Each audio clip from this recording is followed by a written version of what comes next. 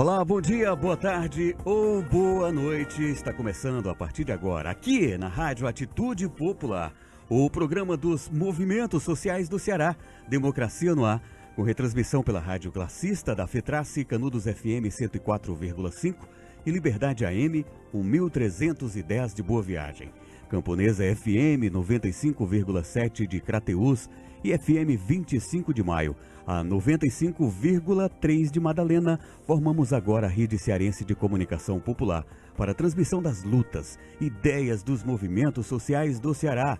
O Democracia no Ar é um programa idealizado pelo movimento Democracia Participativa e estamos também ao vivo na fanpage Democracia Participativa CE, no Facebook. Agradecemos também a página do Daniel Pio Bezerra, o blog da Dilma, que está compartilhando o programa, e você que fez ou está fazendo o mesmo neste exato momento aí na sua página pessoal no Facebook. A todos, a todas, muito obrigado. Esse programa tem produção e conteúdo de Esdras Gomes, apresentação de Marina Valente, locução técnica e intervenções comigo, Jonathan Neto.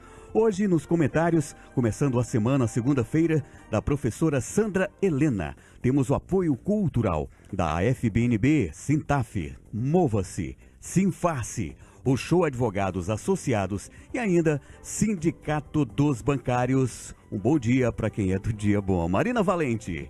Bom dia, Jonathan Neto. Bom dia a você que está aí através do Facebook, na página Democracia Participativa CE.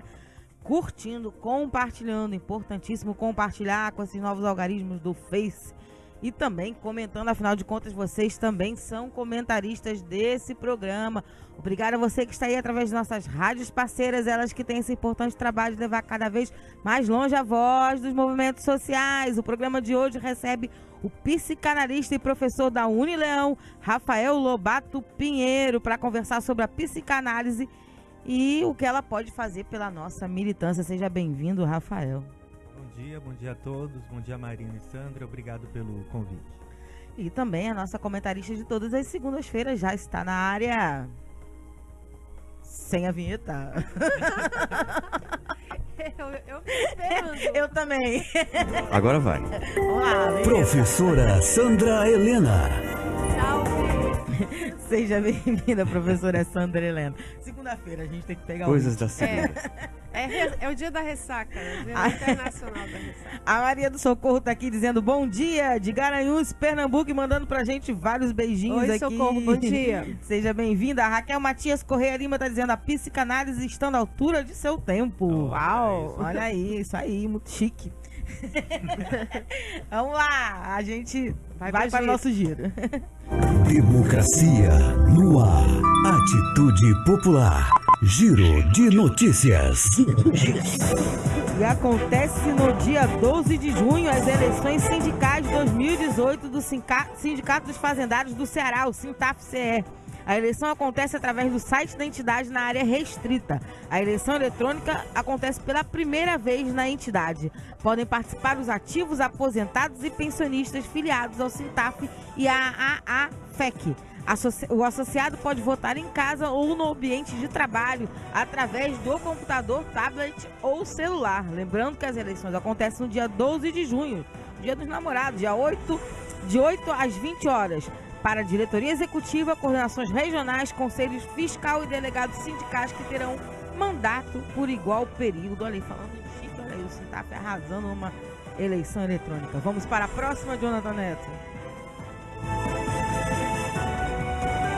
Atitude Popular. Giro de notícias. E aconteceu no dia 27 de maio atos em diversas cidades do Brasil e do exterior para reafirmar o lançamento da pré-candidatura do ex-presidente Luiz Inácio Lula da Silva à presidência da República. O lançamento oficial da pré-campanha de Lula presidente ocorrerá em ato nacional na cidade de Belo Horizonte no dia 9 de junho, data em que serão lançadas as pré-candidaturas dos candidatos a governadores da sigla.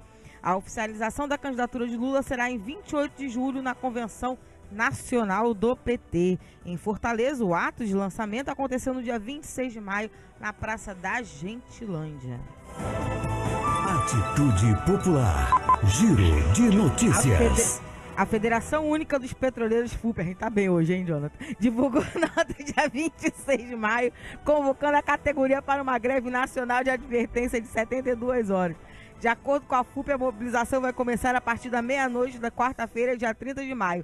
O objetivo é fazer com que o governo reduza os preços de gás de cozinha e dos combustíveis, além de ser um protesto contra a privatização da empresa e pela saída imediata do presidente da Petrobras, Pedro Parente. Hashtag fora Pedro Parente. Nesta segunda, dia 28, a entidade e seus sindicatos realizam um Dia Nacional de Luta, que terá atos públicos e mobilizações em todo o sistema Petrobras, denunciando os interesses que estão por trás da política de preços de combustíveis feitas sob encomenda para atender o mercado e as importadoras de derivados, segundo a nota divulgada pela FUP. Esse aí foi o nosso giro de notícia. Democracia no ar. Jonathan Neto, nós dois hoje estamos aquecendo aquele pessoal jovem que vai dançar pela primeira vez, dançar lenta, pisando no pé do outro, outro vai para um lado, outro vai para o outro. Um vai pro... Tamo bem. Tá. Coisas da segunda. Estão pedindo para aumentar. O Rômulo Ribeiro tá pedindo aumente um pouco o microfone do psicanalista. Não, eu vou empurrar as coisinhas dele aqui e puxar o microfone para mais juntos. É só isso. Pronto. E a gente vai para a dica de livro aqui com a professora Sandra Helena. Vamos lá, o livro que eu... O livro que eu indico. Nos assistem. Eu vou fazer a dica, né, do livro, mas também vou fazer uma pequena divulgação de alguns outros assuntos. Bom, o livro da semana é também o tema do nosso programa de hoje. A minha sugestão de convidar Rafael Lobato Pinheiro tem a ver com uma requisição que eu tenho feito à psicologia. Eu sou professora de filosofia no curso de psicologia e tenho feito uma reivindicação seguida à psicologia de compromisso e de tarefa adequada da psicologia com o tempo, né? Como a nossa Socorro, né, falou. Não, a Raquel Matias. A Raquel falou, exato. Quer dizer, acho que a psicologia como um todo padece de uma crise moral, né? Como uma funcionária do neoliberalismo, né? E eu creio, e eu digo isso o tempo todo, que a psicanálise tem, nessa situação, nesse quadrante, nesse golpe de 2016 para cá, os psicanalistas, a psicanálise tem feito um trabalho sério de estar, né, comprometida com o tempo, né? E aí o livro é o livro da divina, diva, musa, deusa de todos e todas, Maria Rita Kell, uma psicanalista muito renomada, participou da Comissão Nacional da Verdade. Saiu um livrinho dela agora, pela Boitempo, chamado Bovarismo Brasileiro. E nesse caso, a Maria Rita Kell faz par com o Gessé Souza. Eu já indiquei toda a trilogia dele aqui, né? De estar pensando no tempo, de estar propondo uma chave de compreensão, né? O Rafael falará melhor sobre isso, que ela chama de bovarismo. E ela aqui tem alguns artigos dela antigos, mas também o que mais motivou a esse programa de hoje os relatos dela como psicanalista do movimento do Sem Terra, o MST, né? O trabalho dela na Escola Florestan Fernandes, e essa importante reflexão dela sobre o que a psicanálise pode fazer pela militância, que foi a sugestão para o nosso tema de hoje. Aí eu também queria divulgar, está tanto na minha página no Facebook, como na página de Rafael e na página de Vitor Marques, uma live que fizemos ontem à tarde, discutindo essas questões que na conjuntura da semana que passou com o movimento dos caminhoneiros nos levaram a 2013, porque ficou muito aquela discussão, o novo 2013, e ainda a história de decifrar a esfinge de 2013, né? E também, então, deem uma olhada nessa live, gente. Comentem lá com a gente, ver se a gente está pensando na direção. Acho que a gente precisa repensar esse momento, né? Com força, porque ele tem uma importância decisiva para nós. E amanhã também estará no ar, Vitor e Rafael. A gente está numa empreitada midiática, né? Nesse fim de semana. O canal de expressão, que é uma iniciativa do psicanalista local, Valton Miranda. Eu, Sandra Helena, o professor e procurador do município Martoni Montalverne e o empresário Eduardo, bom, agora eu esqueci o sobrenome do Eduardo. Esse canal já está essa será a seu quinto programa, nossos programas são curtos e a gente está dando voz também, o nome chama canal de expressão, né? Vamos expressar, E amanhã sai o programa dos meninos, do Vitor e do Rafael, que foram meus convidados, discutindo luto, melancolia e luta no campo da política. É isso. Bacana, bacana.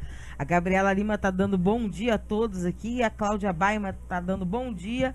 Esse é um bom debate, sim. E a Ana Karina Cavalcante diz: Sandra, excelente profissional, tema super relevante no meio desse caos social. E o Adaías Bezerra, o nosso querido Adaías lá do Sindipan, dando bom dia a todos. Bom dia, Adaías. Bom dia, gente. Bom, Rafael, às vezes a gente tem aquelas expressões comuns e populares que dizem que as pessoas estão fora da caixinha, né? São um pouco pejorativas para quem está sofrendo de algum problema psicológico, mas, enfim, diz que as pessoas estão fora da caixinha. Mas eu acho que a gente anda dentro da caixinha demais. Talvez se a gente estivesse um pouquinho fora, a coisa estava melhor, né? Parece que a gente, de repente, de um boom dos anos 70... onde a gente vê à frente dos movimentos progressistas, né, do feminismo, da liberdade, né, das liberdades individuais, das liberdades coletivas, a gente vai para uma nova geração que quer estar ali no quadrado, estar ali tudo cinza, estar tudo normatizado, todo mundo agindo igual, todo mundo pensando igual, não pode ter uma preferência sexual diferente da minha, não pode ter, não pode ser mulher, não pode ser negro, enfim. As pessoas estão querendo, e algumas, né? Não, claro que não são todas, mas querendo viver dentro de uma caixinha muito fechada, né? Por que você entende isso? Pra gente tentar conseguir, inclusive, compreender... Deixa eu ver se eu entendo. Como lidar com a sociedade que a gente está, né? E eu tô entendendo enfrentar esse que dia a você tá dia. colocando. Eu acho o seguinte, eu vou te dizer uma coisa. A psicanálise nos ensina que a grande verdade é que todo mundo procura uma caixinha. O problema do mundo, eu acho que não é ter caixinhas. Eu acho que o problema é quando a gente vive num mundo com poucas caixinhas e todo mundo tem que se enfiar na caixinha que alguém quer pra você. Caixinha por caixinha, todo mundo quer uma caixinha. Então, eu acho que a luta que a gente tem emancipatória e democrática é que haja várias caixinhas para que cada um encontre a sua caixinha e se enfie lá e de vez em quando possa sair da caixinha. Né? Você falou de homem, mulher, gay, trans, lésbicas, bi. Isso são caixinhas também. Né? E às vezes você entra numa caixinha, mas quer sair da caixinha. E às vezes a sociedade não permite isso. Então, eu não sou contra a caixinha, não. Eu acho que tem que ter mais caixinhas, entendeu? Cada um no seu quadrado. Professora Sandra Helena. Então vamos lá. Vamos encaminhar aqui a nossa reflexão. Nós sabemos que essa situação que vivemos, para além das caixinhas, quer dizer, vamos considerar que por um momento a gente tem que olhar todo mundo fora um pouquinho e olhar um para o outro, que são os momentos de crise aguda, momentos de interregno como o que vivemos, né?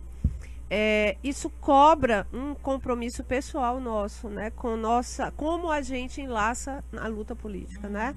O que a gente procura na luta, porque a gente procura alguma coisa, o que é que faz você sair, o que é que faz você se tornar um militante de uma causa, em que, por exemplo, eu estou pensando aqui sobretudo nos militantes laicos, ateus, né? Não aqueles que têm, digamos assim, o fundamento religioso, porque aí ele linka com mais tranquilidade, né? Presume-se. Mas aqueles que não têm, que têm como, digamos, fantasia, como esperança, reino de Deus sobre a terra, né? Digamos assim. Então, acho que está difícil para todos nós, né? Quem a gente está dentro dos grupos de WhatsApp, a gente está... Claro que a semana passada deu né? Saculejo, né? Jogou de novo a gente uns diante dos outros e a confusão e todo mundo atônito. Mas existe, desde a prisão de Lula, sobretudo, né? E acho que a gente tem essa espada de Damocles sobre nossas cabeças, né? A deposição de Dilma, mas que parece que já foi, digamos, recalcada, devidamente recalcada, não foi trabalhada, nem atravessada, nem elaborada, né? Ela foi recalcada. Ela aí produzindo efeitos. Isso, né? ela caminha para um recalque, né? E aí a prisão de Lula parece que provocou ainda mais, Rafa, uma tristeza, uma certa desesperança e, para além disso, como é que você acha que a militância pode se apropriar melhor de suas próprias causas?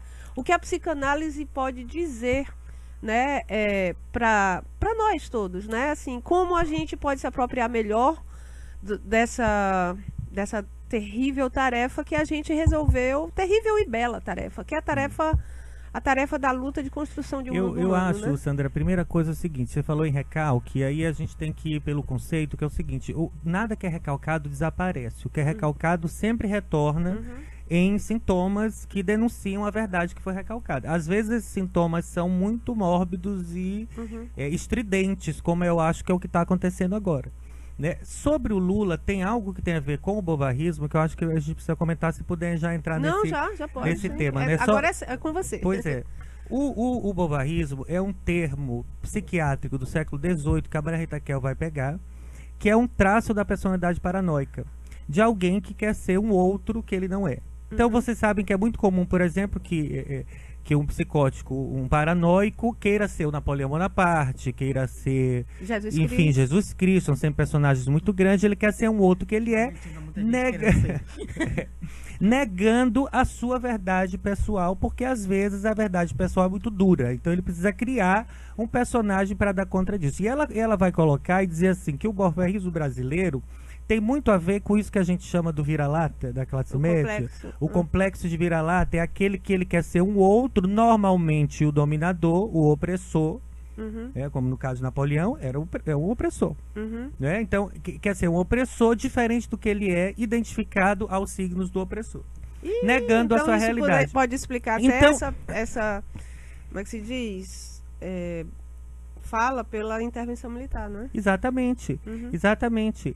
Ela até fala assim, por que o brasileiro tem a mania de se identificar com aquele que chicoteia, como se ela tivesse o cabo do chicote, e na verdade ela está sendo chicoteada e não se dá conta. Como no caso que a gente estava conversando do casamento real. Né? Então, assim, a classe média fica olhando o casamento real para emular depois os pequenos signos da nobreza, sem ser nobreza. Porque não é nobreza. Né? E se identifica às vezes, por exemplo, você vê uma pergunta aqui, a classe média brasileira, que emula às vezes os europeus, né, nos seus vinhos e cafés e apartamentos, o que ela escuta nas festas, a classe média? Ela escuta música de alta cultura ou ela escuta o que o pobre escuta? Aí ela se encontra com o pobre que ela tem horror a se identificar. E eu acho que o seu Lula, que está dentro de uma caixinha, não nos esqueçamos, essa caixinha tinha que ser aberta, entendeu? Essa caixinha não é legal. Eu acho que o Lula, a ideia Lula, né, do homem Lula, é um antídoto ao bovarrismo brasileiro. Porque o Lula, ele catalisa isso que a classe média não aceita em si mesmo. E eu acho isso é uma coisa interessante pra gente discutir. O Alexandre Mourão tá dando bom dia, pessoal. Oi, Ale. Ale, bom dia. Se puderem divulgar aí na rádio, ato contra a intervenção militar, ditadura nunca mais, na quarta-feira às 17 horas. Eu ia divulgar depois do break, mas já foi. Então. Na praça, em frente ao 23 Batalhão, né? No 23 BC. A Cláudia Santiago, oi Claudinha, que bom estar de volta aqui nas nossas terrinhas, dando parabéns pelo tema aqui. E o Ariano Mota, nosso querido e grande escritor Ariano Mota, dizendo, acho que a pauta veio do Esdras Gomes Silva. Veio não, Ariano, eu sei que tem a cara de Esdras, mas dessa vez foi a Sandra. Parabéns. Mas eu pergunto, o que a militância pode fazer pela psicanálise? Eu digo que eu acho que a militância já fez pela psicanálise, porque fez a psicanálise nesses últimos 30 anos no Brasil sair, não é, de um silêncio que era... Porque o silêncio na psicanálise ele faz parte da técnica do analista. Mas e se confundiu muito o silêncio dos analistas, que era uma questão de classe, não de técnica, né, com isso que se faz na clínica. Até porque na própria clínica o analista não é silencioso o tempo inteiro, ele fala. O que ele silencia são outras coisas que não vem ao caso aqui agora. Mas eu acho que o que a militância fez pela psicanálise, que soube ouvir, porque aí para que a militância faça algo pela psicologia, por exemplo, como a Sandra colocou, é preciso saber ouvir o que ela está dizendo. Eu acho que a psicanálise soube ouvir a convocação da militância e saiu do silêncio, simples assim. E os analistas começaram a falar, né? Não só na oferta, como a Maria Rita Kel ofertou análise aos militantes, mas eu acho que isso é fundamental, mas não é só isso. É que os analistas romperam o silêncio, alguns analistas romperam o silêncio. Nós temos inúmeros, de modo muito... Né? Eu Nós anotei fomos, inclusive, aqui... compartilhados hoje pela página do Psicanalistas pela Democracia, né? Do Paulo Endo, lá em São Paulo. Saudações de luta aos companheiros. Então eu acho que a militância nos deu esse ganho de sair do silêncio e assumir, como a Raquel falou, né? Raquel Matias, está à altura. Isso aí, só para esclarecer, é uma citação do próprio Lacan. Num texto dos escritos, ele diz assim, o analista deve... Ele diz assim, que antes renuncie a ser analista quem não puder estar à altura da subjetividade de sua época.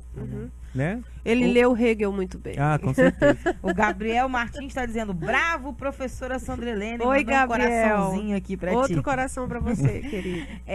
Rafael, assim, eu queria voltar um pouco a essa colocação que a professora Sandra Helena fez, no sentido de que existe uma impotência sendo colocada. É uma sensação de impotência em algum determinado momento, né? Da gente se sentir tão sufocado pelos acontecimentos, principalmente nesse momento da prisão do Lula, onde a gente vê que todas as injustiças foram cometidas e a gente não tem como resolver, a gente não sabe como resolver, ou a gente difícil. Entende que é maior do que a gente. A sombra do objeto cai sobre nós. Isso é muito difícil. Com isso? Como transformar esse sentimento? Pois a gente, amanhã no programa da terça-feira, né, do canal de Expressão, a gente vai falar um pouco mais sobre isso, e eu comentei lá sobre a questão do luto. Né, que o luto, Freud chama o luto de um trabalho. Ele diz, o luto é um trabalho que o sujeito tem que fazer. Então eu acho que uma das coisas importantes para a militância, para todos nós, é que a gente precisa continuar no trabalho da luta diária, nem que sejam pequenas lutas. Então, por exemplo, nós não estamos aqui derrubando nenhuma barricada, invadindo a Polícia Federal e salvando o Lula, que era o que eu queria fazer. Não estamos fazendo, nós estamos fazendo um programa de rádio, que é uma coisa relativamente pontual, mas que é a nossa luta para fazer o nosso trabalho de luto. Então, a luta é fundamental, você estar engajado a algum tipo de luta. Que é uma luta que, para cada um, é interessante isso, Sandra falou da causa, né? Cada um se enlaça à luta por uma causa singular, mas a luta é comum. Você está entendendo? A luta é comum, as causas são singulares. Então, eu posso participar da luta sendo um professor universitário, por exemplo. Quer dizer, é a sua causa particular articulada a uma causa comum. E essas pequenas lutas, eu acho que elas vão gerando momentum, entendeu? Elas vão gerando alguns acontecimentos, para que a gente não fique estagnado na nostalgia, na melancolia, na letargia, que às vezes tem dominado o campo da esquerda hoje. O Luiz Sérgio Júnior está perguntando, Rafael, a que se deve a letargia das classes médias frente ao desgoverno Temer? Ou essa mobilização deve ser feita pelos partidos e movimentos organizados?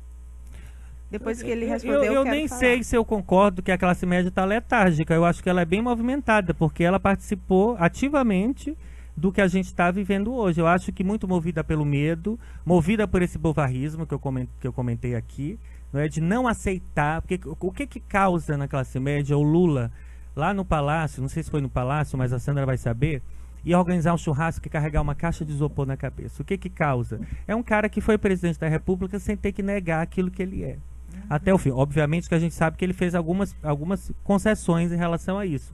Mas, fundamentalmente, a classe média não suporta ver em Lula essa ideia. Você está entendendo? Não sei se a Sandra concorda. Assim, só dizendo que ele acrescentou também aqui que se hoje estudamos Freud, Merleau-Ponty e Lacan, daqui a 20 anos estudaremos Sandra Helena e Rafael Lobato. Meu Deus. Eu não sei. Não, deixa eu voltar aí.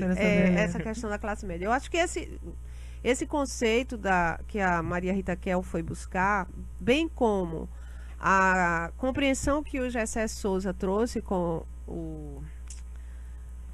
como é, meu Deus, esse último livro, a Elite do Atraso, né? A Tolice da Inteligência Brasileira e a Elite, sobretudo a Elite do Atraso, eles dão para nós boas pistas de compreensão, né, do que acontece com a classe média. Primeiro, uma gestação longa da criminalização da política, né? Feita inclusive dentro das universidades, por isso a tolice da inteligência brasileira. Outra coisa, uma visão débil, tosca, de fundo udenista, de que o grande problema do Brasil é a corrupção, né? E nenhum tipo de matiz nesse tema da corrupção, que é utilizado pelas elites, pela direita, na hora que elas querem sacar isso do bolso, né? Isso já está bem claro na nossa história. Além disso, temos a criminalização da política, temos esse tema da política criminalizada, porque é aí que estão os podres da corrupção, a memória histórica do Brasil, escravagista do Brasil, né? Que não é trabalhada, que nós não conseguimos nos olhar, porque a ditadura não elaborada, né, a saída da ditadura não elaborada, uma democracia manca, que ainda assim deixou de fora milhões de brasileiros. A gente só teve essa experiência recente no governo Lula da inclusão do que o Gessé chama, inclusive, de arralé brasileiro, quer dizer, o nosso descaso com essas pessoas. Então, pronto, eu concordo com o Rafael, a classe média não está... Essa classe média pato, manifestoche, né? Ela não está quieta não, viu? Ela não está quieta, porque o silêncio da classe média agora, diante do governo Temer, não deve ser entendida como silêncio, não. Ele grita, ele é ensurdecedor, entendem? E nós erramos ao dizer que a classe média não está fazendo nada. Ela está fazendo o que era para ela ter feito mesmo. Não vai bater panela contra isso, não, gente. Não vai bater. Por quê? Porque o que era para ser feito já foi feito. Eles já consideram que conseguiram.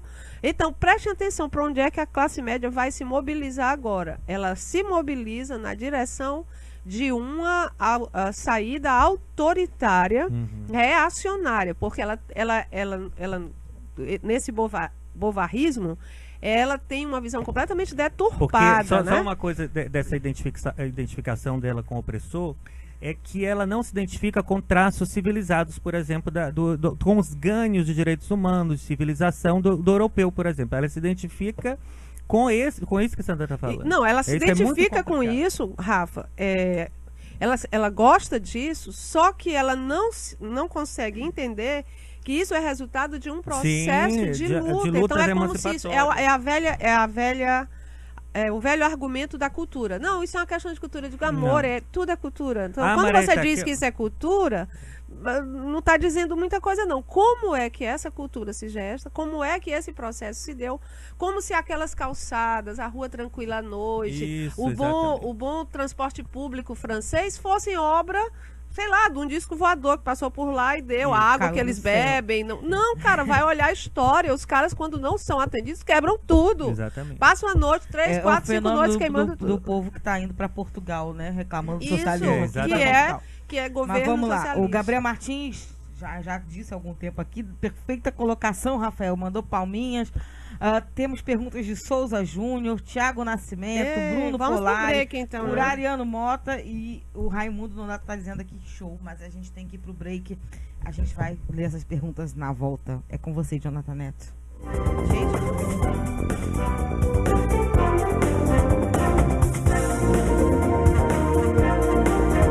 Democracia no ar. Rapidinho, apenas não é tudo, né? Para agradecer a você que está aí do outro lado, curtindo, vendo, ouvindo o programa Democracia no Ar, que é um espaço dos movimentos sociais do Ceará. Temos o apoio cultural da AFBNB, Mova-se, Sintaf, Sinfarce, Roxô Advogados Associados e Sindicato dos Bancários. Estamos ao vivo nas emissoras Atitude Popular, Rádio Classista, Liberdade AM de Boa Viagem, Camponês FM de Crateús e 25 de Maio FM de Madalena. Logo mais a Canudos FM, também em Boa Viagem, vai reprisar esse programa para você na íntegra. Estamos ao vivo na página Democracia Participativa CE no Facebook, na página do Daniel Pirro Bezerra, o blog da Dilma e outras tantas páginas pessoais que estão compartilhando o programa Democracia no Ar. Lembrando que esse programa é uma realização do movimento Democracia Participativa. Atitude Popular. Sua rádio com atitude. Fortaleza, Ceará, Brasil, 10 horas 30 minutos. Voltamos com a segunda parte do programa de hoje. Marina Valente. Opa, é comigo mesmo. O Democracia no Ar hoje está recebendo o psicanalista e professor da Unileão, Rafael Lobato Pinheiro, para conversar sobre a psicanálise e o que ela pode fazer para a militância, com comentários da professora Sandra Helena. E a gente já tem várias interações dos ouvintes, eu vou passar para eles que a voz deles aqui importa e muito. O Souza Júnior está dizendo o seguinte: reproduzindo o que me disse em privado um participante do movimento Democracia Participativa.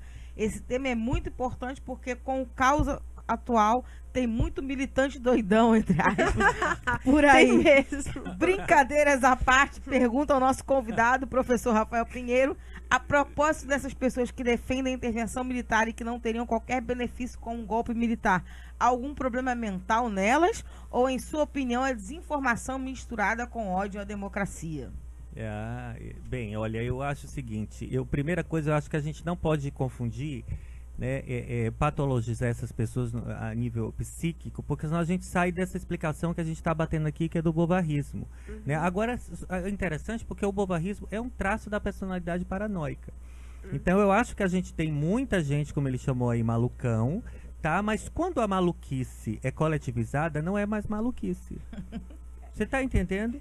Então, isso que é difícil, exatamente. Quando a maluquice é compartilhada, porque há uma maluquice coletiva, né? Há um estado de espírito de loucura coletiva.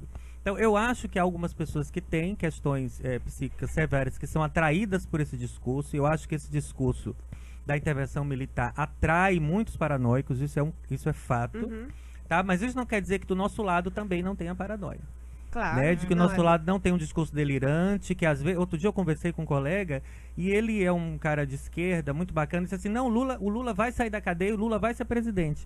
Eu disse, mas não tem como questionar essa ideia só um pouquinho, porque não é porque a gente deseja que isso aconteça que necessariamente vai acontecer. Então isso é um pouco delirante, sem que a pessoa seja necessariamente um paranoico clínico. Então a gente não pode cair nisso. Eu acho só uma coisa, eu acho que uma coisa que o psicanalista pode fazer, né, pela militância, é não fazer esse tipo de psicologização das coisas, porque eu acho que não é legal. Eu acho que é importante isso. Tá? Só um minutinho, professor Sandra, porque eu me lembrei agora de uma coisa que eu dizia muito quando a Janaína Pascoal, aquela pessoa, surgiu para o cenário nacional, de onde nunca deveria ter aparecido, e as pessoas... O militante de esquerda chamava ela de louca. Ela é uma louca, ela é uma Vocês maluca. já assistiram o Processo?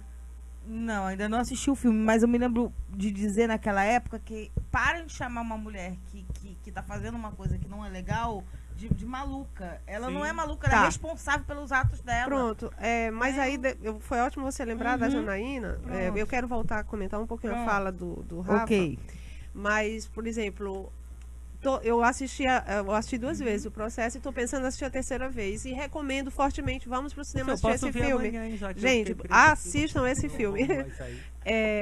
A Janaína aparece, ela faz um papel. Ela realmente tem algum comprometimento pessoal. Ela é professora da USP, daquele jeito mesmo ela vive, né?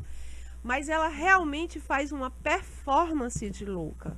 Bem elaborada e trabalhada, que leva as pessoas a confundir. Aquela loucura tem método, certo? Ela tem muito método. E ela tem também uma dose de perversão. A figura da Janaína é humilhante para nós. Por quê? Porque a direita brasileira coloca todo mundo aí que esteve timoneando esse golpe, utilizou aquela mulher fazendo aquela performance. Tipo assim, quando você vê a acusação dela e a defesa de Eduardo Cardoso, eu fiquei imaginando um público europeu assistindo aquilo. Porque a coisa é uma coisa que você diz assim, gente, isso não pode ser verdade, isso não aconteceu. Então, assim, por isso que eu digo, tem método. E concordo com o Rafa, quando ele diz que tem muito paranoico na busca da intervenção militar. E eu acho que aí tem questões que a gente vê os vídeos, que é questão de pinel mesmo. Quer dizer, a pessoa está comprometidíssima. Mas tem também um erro nosso, né? Nós não trabalhamos a sociedade para ser educada de modo muito claro, mesmo tendo tido a Comissão Nacional de Verdade, das representações da ditadura, do que é uma ditadura militar. Esse é um trabalho de ignorância coletiva, é falta de conhecimento. A Sami Cavalcante Marinho está dizendo aqui, citando já a professora Sunderê, né? Entre aspas, aquela loucura tem método. Aquela loucura tem método. Eu acho que tem. Inclusive, me faz uma referência muito à teatralidade usada por figuras como Hitler, ou até próprio da igreja, né? Isso, Você isso. tá num pedestal. Agora, deixa eu voltar aqui, só para eu não perder o gancho com a fala do Rafa a respeito da nossa militância, que é a pergunta do Souza Júnior também. E eu concordo inteiramente com o Rafael. Quer dizer, essa esperança ilusória, às vezes, né, ela é boa para me manter em pé, do ponto de vista da minha manutenção pessoal. Tipo, vai dar certo, é o famoso vai dar certo. Não, Lula vai sair. Na semana que vem, quarta-feira, o STF, como o próprio Lula aqui em Fortaleza, acreditava. Às vezes a gente precisa de acreditar em alguma coisa para não sucumbir. Agora, isso do ponto de vista pessoal tem um efeito, mas do ponto de vista coletivo é paralisante. É porque paralisante. É aquilo que o Nietzsche dizia, a esperança é terrível, porque ela paralisa. A gente precisa ter o desejo é sempre ilusório, mas a gente precisa dele, mas precisa aprender a fazer compromissos do desejo com a realidade. Essa que é a questão. Perfeito. Você ficar apenas na alucinação do desejo, que Freud diz que o desejo fundamentalmente é uma alucinação. Você ficar na alucinação do desejo, aí é doidice, né? O Raimundo Nonato tá dizendo, eita, programa nota 10. O Urariano ainda comentando o primeiro bloco, dizendo sobre a classe média que odeia pobre. Como ela, a classe média, fosse rica. Duas lembranças. Na primeira delas, Chacrinha, em uma entrevista... Meu Deus do céu, não tá abrindo aqui. Pronto, abriu. Abriu. Chacrinha, em uma entrevista em O Pasquim, falou que as madames do Rio pediam autógrafos para a empregada. Na segunda, eu ensinava matemática nas casas de classe média do Recife e uma senhora me mostrou uma coleção inteira de discos que ela escondia das amigas. Só dava Valdir Soriano. O que as pessoas escondem por trás das paredes do Urariano. O Bruno Polari está dizendo 2 coisas que valem a pena na vida: o amor e a revolução. Parabéns pela iniciativa. Em um dia que as universidades fecharam também por falta de combustível. Abraço ao amigo Rafael. Abraço, o Bruno foi meu amigo da faculdade. E o Thiago Nascimento está dizendo o seguinte: a psicanálise não estaria muito mais para questionar o que estamos dispostos a fazer por nós mesmos do que dar propriamente respostas? Estamos de alguma maneira reafirmando ideais de libertação, abre parênteses, seja Lula ou movimentos conservadores, fecha parênteses, que não incluem nossa própria responsabilidade perante o que está posto? Será que não deveríamos tomar essa responsabilidade de transformação como nosso dever do que delegar a um outro este papel? Tu vai ou eu vou? Vamos lá, Rafael. Não, é claro que a responsabilidade pessoal é sempre singular, mas eu não sei, eu acho que existe uma responsabilidade coletiva também. Eu acho que se tem uma coisa que a psicanálise, como um dispositivo anti-bovarrista, coloca, é que o indivíduo nunca é só um indivíduo. É isso que a psicanálise mostrou. Eu tenho a minha individualidade, mas ela está articulada necessariamente ao campo coletivo. E uma análise bem feita, me desculpem falar nesses termos, mas é o que me vem agora, uma análise bem feita, ela conduz o sujeito a fazer algo com a dívida simbólica que ele tem com o campo do outro. Se ele não faz isso, ele fica amarrado na culpa.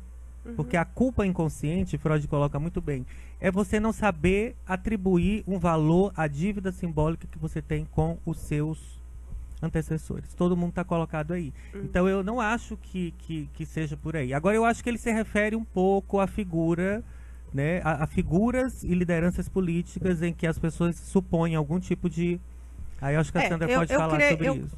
Eu creio que na política, eu sei que hoje em dia, né, a gente fala muito na questão das horizontalidades, do coletivo. Ok, para a gente trabalhar, para a gente formar, para a gente fazer formação. Mas, gente, existem... E essa é uma posição da professora Sandra Helena, não é nem do Rafael, nem é minha. Na política, nós não podemos abrir mão das lideranças fortes e podem ficar horrorizados. Lideranças que tenham poder de sedução, carisma, isso é necessário. É preciso tesão, é preciso paixão, é preciso que as lideranças... Tanto é que a gente, dentro dos grupinhos de WhatsApp, todo mundo tem isso aí forte. Gente, por que é que não estão fazendo isso? Gente, por que é que não estão fazendo aquilo? Gente, tudo bem, porque a gente pode fazer espontaneamente. O espontaneísmo existe, a gente viu o junho de 2013. Mas essa horizontalidade, a gente viu maio de 68. Essa horizontalidade espontânea que é linda, que é maravilhosa, que dá uma sensação de como se a gente tivesse drogado na rua, né? Ela vai se diluir, o Occupy Wall Street, ela vai se diluir, ela precisa ter efeitos, ter consequência, e ela só vai ter efeitos e consequência com orientação, plano, estratégia e lideranças. Eu não sei, que é incrível, olha que fenômeno legal que agora está me ocorrendo.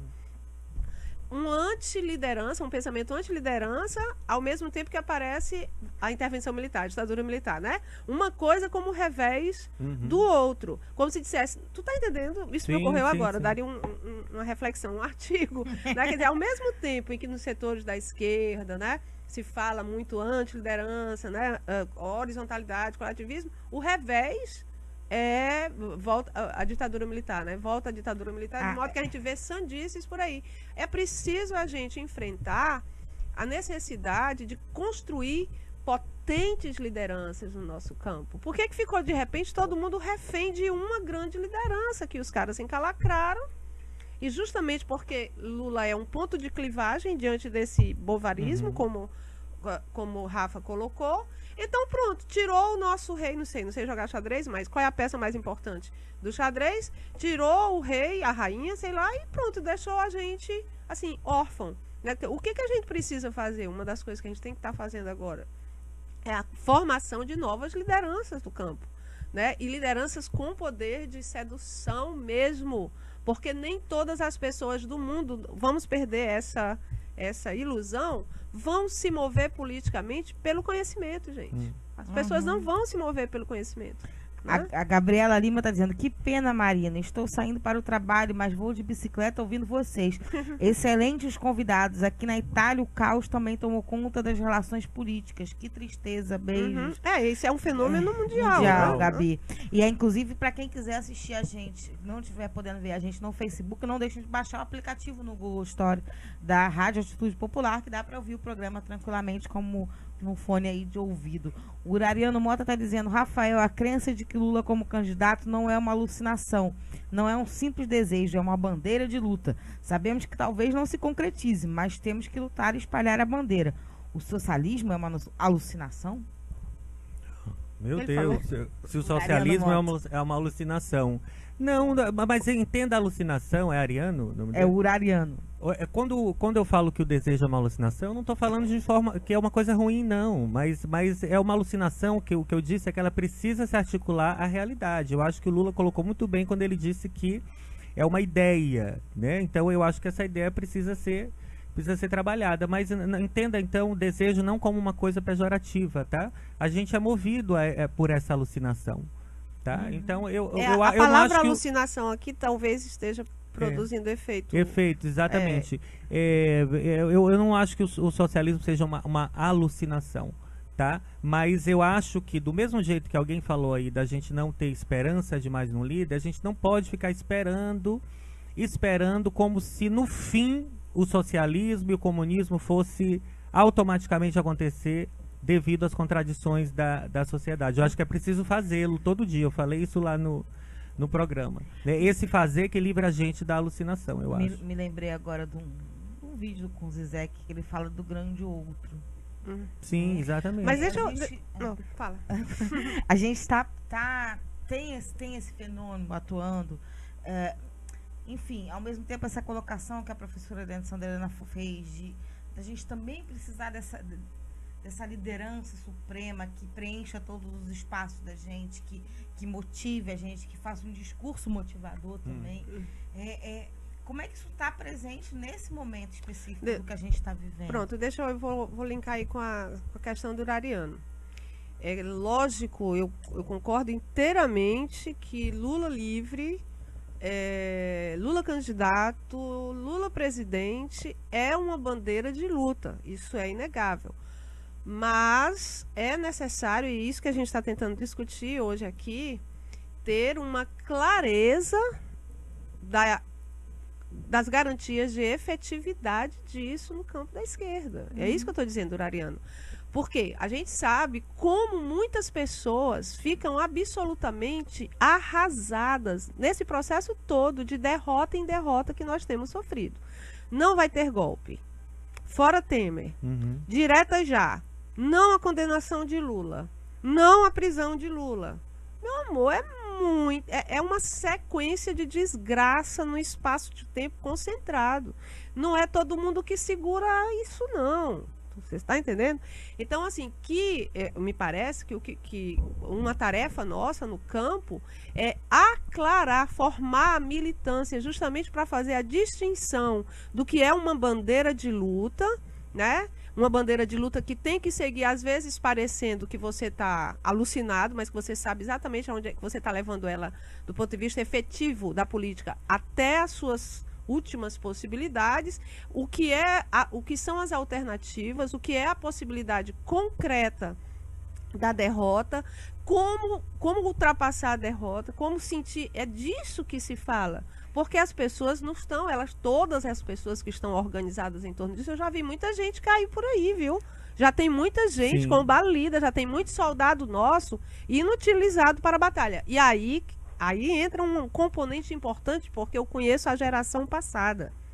Também, os que foram derrotados, presos. Os efeitos que isso tem, Os né? efeitos depois falando. são terríveis. Por isso que às vezes a pessoa diz, meu Deus, o ex-esquerdista, o ex-petista é mais louco, exatamente. mais alucinado, doido do que o direitista de raiz. Deixa eu só dizer exatamente por conta, um dos aspectos é esse aspecto. Eu acho que se junta a esse fenômeno um outro que é essa esperança de que vai se resolver. Vai se resolver.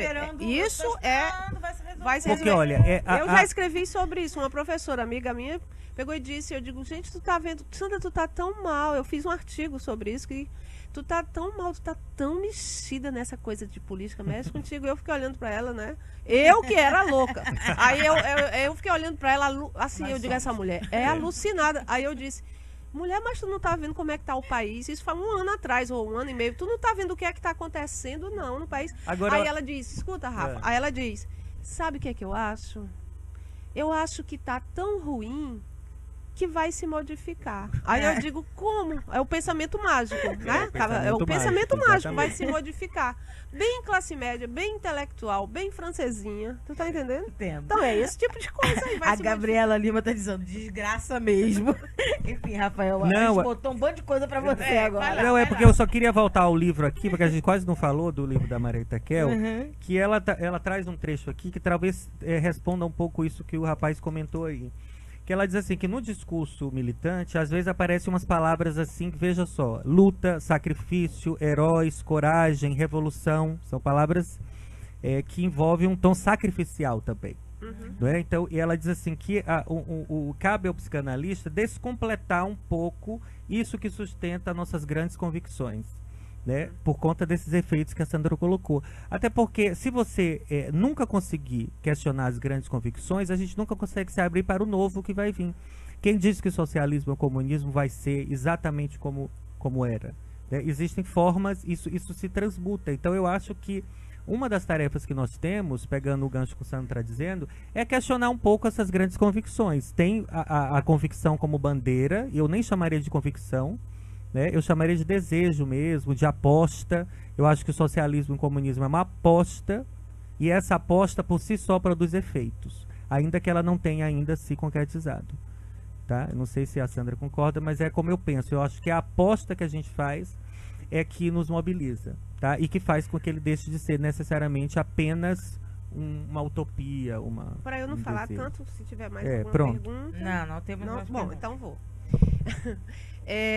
Eu vejo como mais que uma aposta, sabe, Rafael? Eu vejo como uma incontornável necessidade, né? E nesse ponto, voltando ao Barbudo, né? Que fez aí 200 anos, né? Existe, que se decretou tanto a morte, né? De Marx e tal, o fim, as coisas e tal. E aí, lembrando aqui uma expressão que Vitor Marx usa, eu gosto muito, ele diz: a gente está vivendo o tempo do fim da história. Quer dizer, a história está aberta novamente e nós temos muito privilégio. Eu acho que isso é importante se diga, sobretudo a juventude, né? Eu dizia tanto para mim, puxa, como deve ter sido ter 18 em 68, né? E ficava naquela coisa, olhando para a geração que lutou, que teve o tempo nas suas mãos. Não são todos os momentos em que a gente pode sentir com tanta força. Isso é um privilégio de estar vivo nesse momento, que é aquele momento que você diz: o que a gente fizer agora, como Tá a em gente aberto, deixar né? a coisa agora, vai. Agora, uma coisa é certa para mim: todos os ganhos das sociedades liberais, que agora estão sob ataque, inclusive no centro, né? No mundo do centro original do capitalismo, são ganhos da luta socialista, da crítica socialista, né? Quer dizer, do campo, do comum, todos os ganhos. Portanto, e nós percebemos hoje claramente o ataque do capitalismo neoliberal à própria democracia. Ficou inconvivível um casamento agora que não tem mais conciliação. Né? Acabou. Houve e isso acabou. Agora, esse ciclo, quando ele acaba, não é como a gente mesmo que tem uma relação, gente, a gente sabe como é se tem uma relação, como eu já tenho, como eu já tive, leva um tempo para acabar até a gente perceber, aceitar, assumir que acabou. Então, tu imagina uma organização social que levou um tempo histórico enorme para se solidificar e que foi freada na sua ganância e na sua avidez pela ameaça do mundo real, do socialismo real. Todas as né? relações que a gente tem, todo o universo da gente, Isso. nossa cultura, a nossa compreensão de mundo, é um Agora, a questão que você falou de relação, aí eu que coloco uma pergunta, assim. O sujeito termina uma relação e se pergunta: quando é que ele está pronto para amar outra vez? Quando é que a esquerda vai estar pronta para amar outra vez? Amar essa ideia outra vez. Mas eu acho que já está aí. Eu já escuto os teus sinais. Quer dizer, nesse sentido, o pensamento dialético nunca nos coloca que como é que se diz? A utopia, ou a alucinação, ou a esperança, ela é de um mundo dualista, ela faz parte de um mundo de fantasia. Não. Já está entre nós. A questão é como é que nós conseguimos reconhecer. A gente vai ser surpreendido várias vezes, né? Positiva e negativamente. E a questão é justamente conseguir perceber quais são as forças que fazem avançar e as forças que colocam para trás. E algumas que vão surgir no meio do processo e que podem ir para um lado e podem ir para o outro, como foi 2013, a tal discussão que a gente eu disse, começou digno e terminou infame, mas ainda está em disputa, né? Então, a revolução, né, que eu dizer, o processo histórico caminha na direção inevitável para a sobrevivência humana de modo sustentável e mais digno para o socialismo. Aquela velha história da Luxemburgo, né? Socialismo ou barbárie. Não temos a alternativa ao socialismo, né? Ao campo do comum é terrível. O liberalismo já mostrou. Mas quem foi que colocou na nossa cabeça essa ideia de igualdade, de liberdade, de fraternidade? Foram os liberais na sua primeira hora. Então, nós não estamos pedindo nada diferente. Porque, ao mesmo tempo, o próprio capitalismo é uma alucinação maluca também. Porque você vê que ele se concretiza nos filmes de ficção científica, que elas são sempre coisas catastróficas. Isso. Né? Então, a gente tem que ter cuidado com isso, de parte a parte. A própria indústria faz o seu trabalho catártico, isso a arte sempre fez, né? Quando, bem lembrado pelo Rafael, os filmes catástrofe. E nos filmes catástrofe, as distopias, o ideal humano que vai salvar é um ideal sempre socialista. Pois é. É o Elysium. Olha o Elysium. O Elysium é perfeito para isso. Uma sociedade que os humanos ricos teriam ido para outro planeta e com o tema da saúde feito nos Estados Unidos, quando grande discussão do campo do comum, depois do Obama, foi o Obamacare, né? O problema da saúde. Então, tá lá os humanos ricos que podem fazer os tratamentos de saúde e a terra devastada. E o que é o herói do filme? O que é que ele vai propor? Socialismo na saúde, né? A gente já está chegando perto dos 5 minutinhos finais, Jonathan Neto. Mas a Laiana Dantes está falando...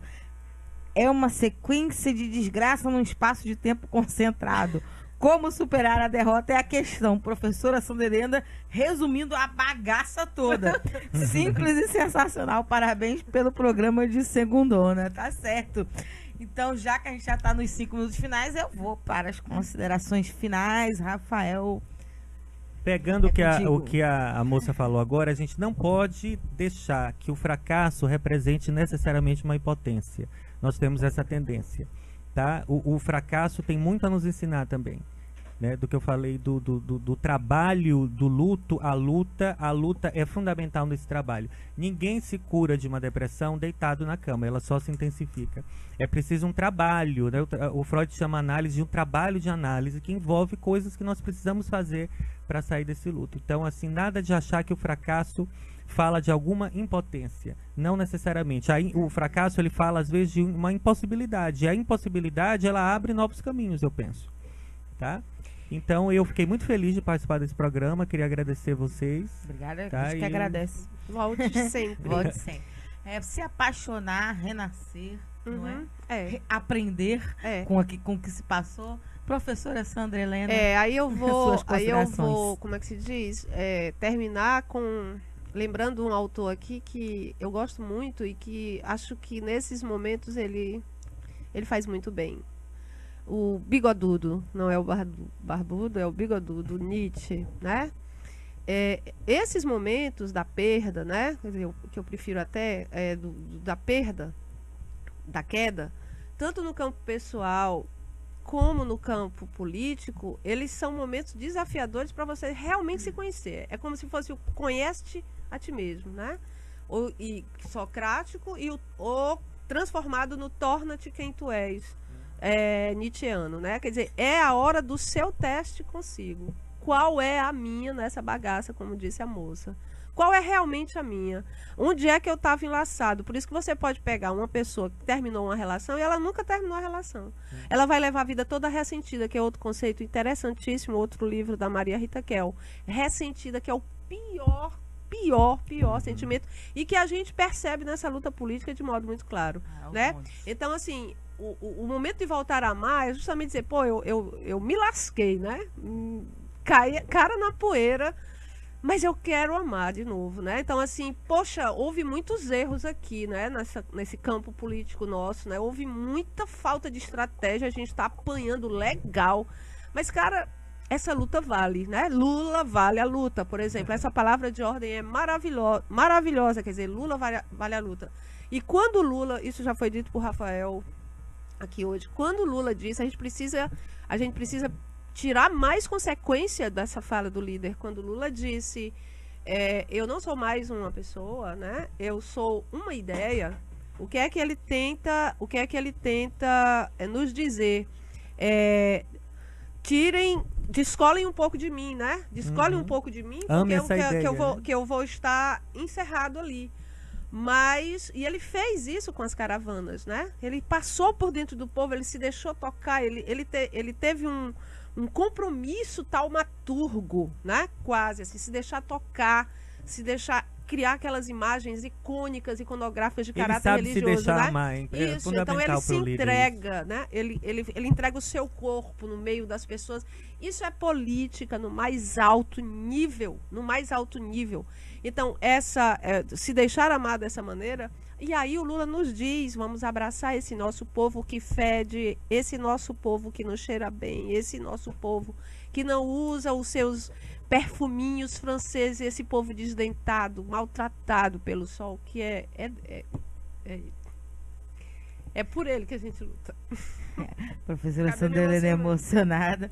E a Elizabeth Cristina está aqui também emocionada, sentindo junto com você, porque ela diz, que bom ouvi-los. Eu quero amar, essa luta vale a pena. Olha aí, passamos o recado. O Carlos Gleidson Feitosa está dizendo excelentes reflexões, pessoal. E a Cláudia Santiago dando parabéns pelo programa, entrevistadora e entrevistados. Começamos bem a semana. Um beijo aos 3. Vamos à luta, companheiros, que a coisa tá... Falar de psicanálise, não falar de amor é impossível. Vê como causa, né? Nem de revolução. É verdade. Não é possível. Eu amei nada estar mais aqui, revolucionário viu, que o Marina? amor. Muito obrigada, Rafael. Muito obrigada também a você que esteve aí através do Facebook, na página Democracia Participativa CE, curtindo, compartilhando e comentando. Afinal, sem os comentários de vocês, esse programa não valeria a pena. Obrigada a você que esteve aí através da nossa página, ou dos nossos sites, das nossas rádios parceiras. Meu Deus, eu tô falando que hoje tá engaixado. Das nossas rádios parceiras. Igual a Dilma. Eu tô. Das nossas rádios parceiras, elas que têm esse importante trabalho, levar cada vez mais longe a voz dos movimentos sociais. E não deixem de curtir, era isso que eu queria dizer, nossa página do YouTube, a TV Atitude Popular, porque lá tá todos os nossos vídeos, inclusive esse programa vai estar lá, e todos os outros apresentados por mim e comentados aqui pela professora Sandra Helena, porque ela tem a playlist dela no nosso canal do YouTube. É isso aí. Enfim, cheiro grande e até amanhã, onde a gente vai estar mais se encontrando, né, Jonathan Neto? Isso. Democracia no ar. Acabamos de conferir, de ver o programa Democracia no Ar, que é um programa dos movimentos sociais do Ceará. Temos o apoio cultural da FBNB, Sintaf, Sinfarce, Mova-se, o Show Advogados Associados e Sindicato dos Bancários. Apresentação Marina Valente, produção Esdras Gomes, locução técnica comigo, Jonathan Neto, comentários de hoje com a professora Sandra Helena. Agradecemos as nossas parceiras, a Rádio Classista, Canudos FM, Liberdade AM, Camponesa FM e 25 de Maio FM, ainda ao blog da Dilma, ao Daniel Pio Bezerra, páginas do Facebook e você também que fez o mesmo compartilhando o programa de hoje na sua página pessoal no Facebook. A todos, a todas, muito obrigado. A gente tem um novo compromisso amanhã a partir das 10 horas da manhã numa nova edição do programa Democracia no Ar. Fechado? Então a gente se vê, a gente se fala. Bom dia, boa tarde, boa noite, até lá. Democracia no ar. Atitude popular.